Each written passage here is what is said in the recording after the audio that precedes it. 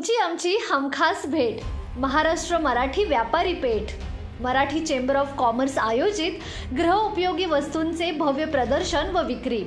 Stall बुकिंगसाठी संपर्क 7208542347 आणि 9881827798।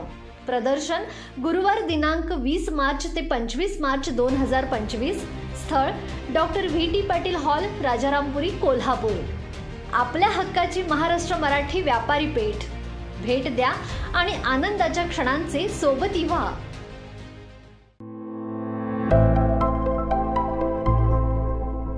तुरंत छत्रपति शिवाजी महाराज विद्यापीठ का नाम रखा जाए और गर्व से यहां डिक्लेयर किया जाए कि अब महाराष्ट्र की धरती में किसी भी कोने में अगर नाम के साथ कोई भी छेड़खानी करेगा तो उसका इतिहास हम बदल देंगे।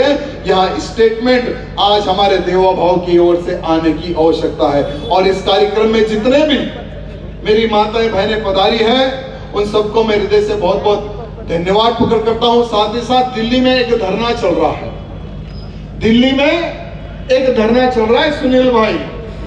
वहां धरना का यह सब्जेक्ट है कि वक्फ बोर्ड बिल को कैसा संशोधन करेंगे बोलकर जो हमारा ओल्ड सिटी का जो ओवैसी है वो धरने पर बैठा है। तो मैं उस ओवैसी से ये पूछना चाहता हूं कि ये मियां संशोधन किस बात पे हो रहा है और क्यों किया जा रहा है, उस पर एक बार विचार कर। भारत देश 1947 में आजाद हुआ। 1947 में जब हमारा भारत देश आजाद हुआ तब तुम्हारे वक्फ बोर्ड के पास 30,000 एकड़ जमीन थी। वो 30,000 एकड़ जमीन किसकी थी पता है मेरे मित्रों? जिन्होंने भारत देश यानी भारत देश के पीठ पर खंजर भोंककर पाकिस्तान भागे वो मुसलमानों की जमीन को बचाने के लिए, प्रोटेक्ट करने के लिए वक्फ बोर्ड का एक कानून बनाया उनकी जमीन की रक्षा के लिए। लेकिन पाकिस्तान में कोई सनातन बोर्ड, हिंदू बोर्ड नहीं है। अनेकों इस्लामिक स्टेट है, वहां पर भी हिंदुओं को काटा गया, हिंदुओं को मारा गया, हिंदुओं को भगाया गया। उस क्षेत्र में, उस राज्य में, उस कंट्री में हिंदू वक्फ बोर्ड नहीं है। लेकिन दुर्भाग्य देखिए, वोट बैंक के चक्कर में यहाँ के नेतागणों ने वक्फ बोर्ड बना दिया, सारे लैंड को प्रोटेक्ट किया। लेकिन 1947 में 30,000 एकड़ लैंड तुम्हारे पास था तो आज 9,60,000 एकड़ जमीन तुम्हारे पास कहां से आई? यही तो केंद्र पूछ रहा है। केंद्र पूछ रहा है कि इतनी जमीन तुम्हारे पास कहां से आई, उसके पेपर तो बता दो। नहीं नहीं, हम पेपर नहीं बताएंगे क्योंकि हमारे पास है नहीं। तो क्या तुम्हारे बाप की जगह थी? अब तो पेपर बताना पड़ेगा क्योंकि बहुत हो गया, बहुत चला लिया, लेकिन अब चलने वाला नहीं है। क्योंकि भारत देश का जो हिंदू है ना, सबसे अच्छी बात मैं आपको बताना चाहूंगा मेरे मित्रों, सरकार तभी डरती है जब हिंदू खड़ा होता है।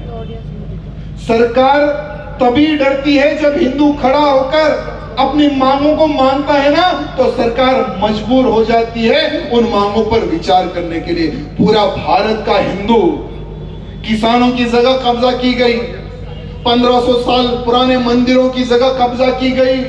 आज अनेकों हिंदुओं के घरों पर नोटिस भेजकर ये कहा जा रहा है कि ये वक्फ बोर्ड लैंड है। इस तरह से टॉर्चर करके लैंड कब्जा करके 9,60,000 एकड़ जमीन इन्होंने वक्फ बोर्ड के नाम रखी है। लेकिन अब चलने वाला नहीं है। संशोधन तो होगा, वक्फ बोर्ड तो खत्म होगा, वक्फ बोर्ड तो बिखरेगा और जितनी तुम लोगों ने जो जमीन कब्जा करके रखी है ना, सारे की सारी जमीन को खींच लिया जाएगा।